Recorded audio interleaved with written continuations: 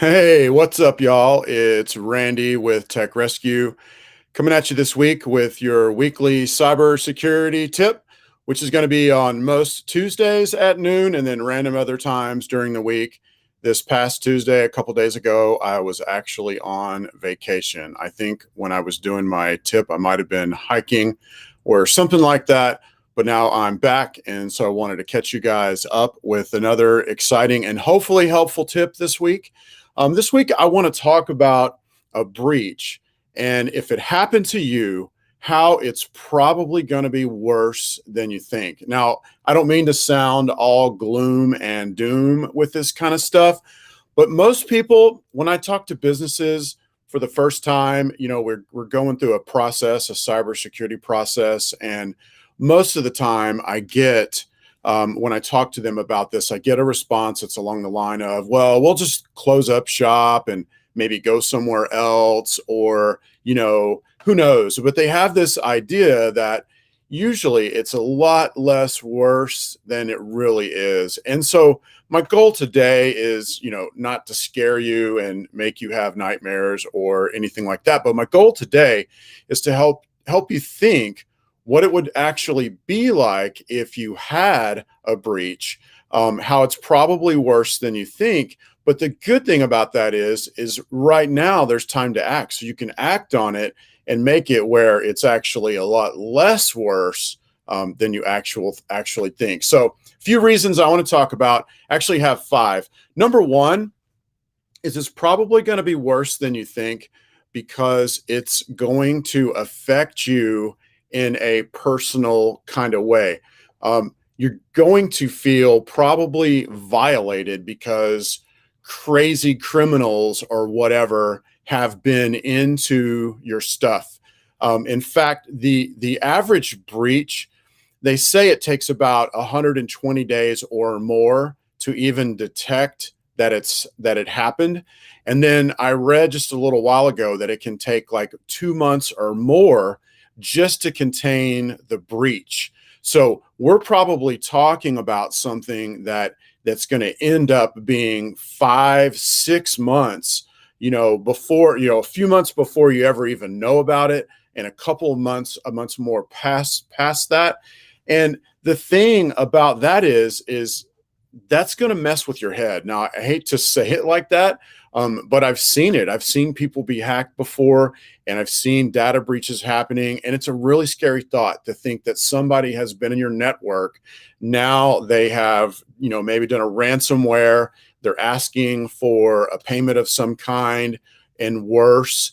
And, to think through that and to think that that's been going on is a pretty scary thought. So there's a big toll that it takes on your emotional well-being. And that's one of the ones that people really never think about is like, how would I feel if these other reasons I'm going to talk about, how would I feel if these things were going on in my business and, I was having an attack that was going on? How would that make me feel? And guys, it really takes a heavy toll on people.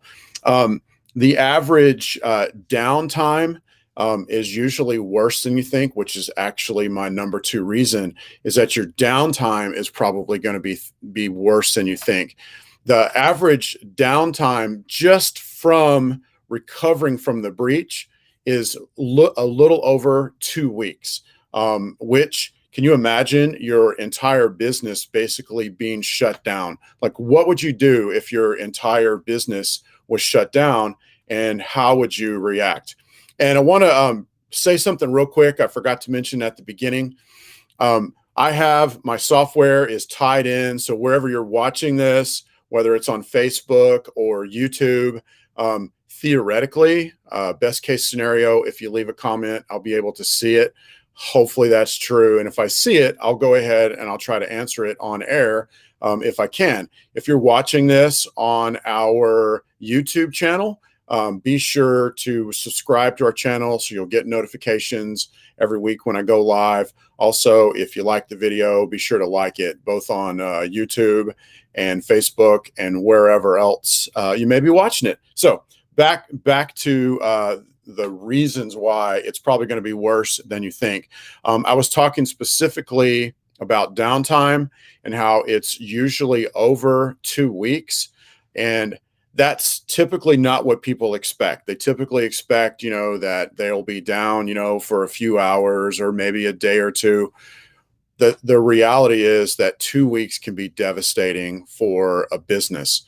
How would that affect your cash flow? Would you be able to get bids out and invoices out and things like that? It's really something that you really need to think through and think about, so you can take that step now while you can, and can be ready if it actually happens.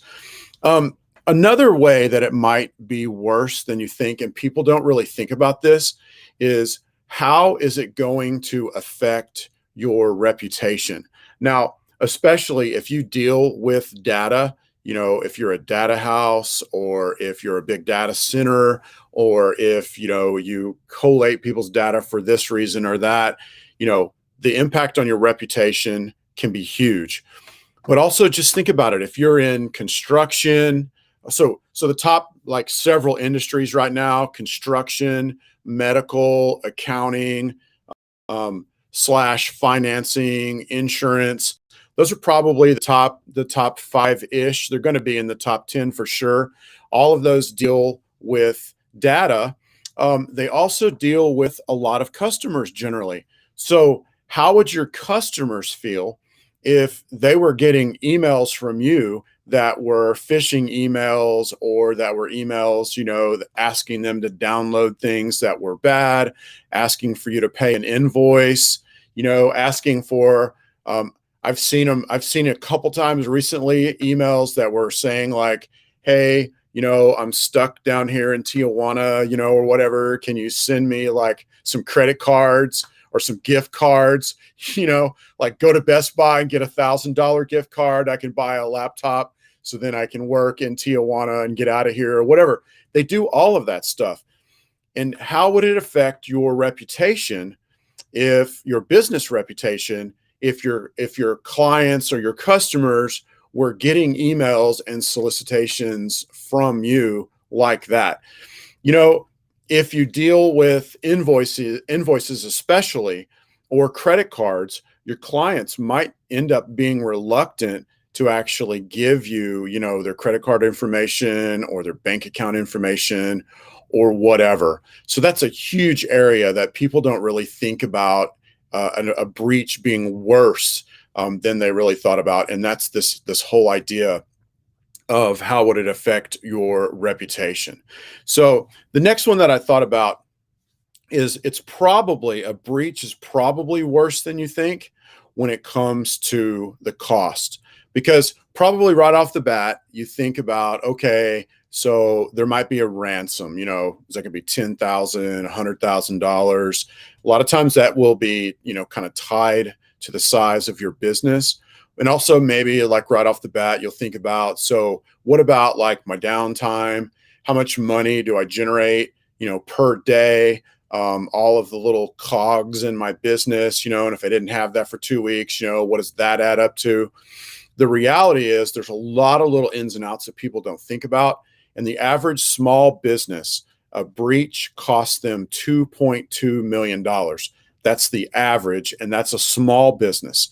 So you have to think about the costs that, if you were breached, the costs that would be involved. It's not just paying off the ransom. It's not just your downtime. It's the cost of, notifying your customers, hiring an expert, to find out where the breach happened, hiring an expert to close down, close up, lock down your network, whatever you want to call it. Like, all of those things add up, and the average is 2.2 million for small businesses.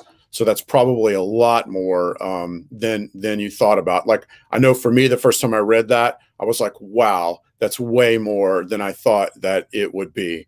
The next one is, it it might cost your business, like, entirely.